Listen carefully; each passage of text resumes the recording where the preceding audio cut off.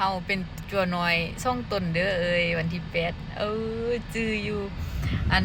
มื้อนั้นอันนี้เฝ้าอยู่คันใดเลื่อนหันแล้วแ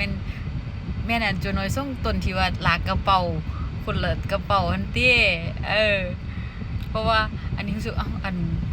คือน้อยแฮ่สินะลากกระเป๋ามันก็ใหญ่ก็เลยแบบอันพาเขาไปอันลงลิฟต์เอาซะบ่ต้องลงคันใดเลื่อนเลยคันใดเลื่อนขี้ยานสินะก็เลยว่าอันจะน้อยไปลงกันรีบเลยเด้อพายุบแบบยินเตาไปหั่นน่ะไปทางนั้นเลยเด้อสิเนาะไปฮอดปุ๊บอันนี้ขึ้นอยู่เฮ้ยจะน้อยสิกดลิฟต์เป็นบ่วะเพราะมันต้องได้กดลบ1เด้เนาะบ่ฮู้ว่าเพิ่นเพราะว่าลิฟต์ตัวนั้นท่านคนบ่ฮู้เขาจะบ่สร้างกดเลยหั่นนะเสร็จบัดนี้อาจารย์ก็เว้ามาเลยบัดนี้ไอ้ดีน่าอันเป็นหยังคืออันให้อันลาวไปอันพุ่นคือว่าเฮาลงคันได้เลื่อนเอานี่ก็เดี๋ยวไปเบิ่ง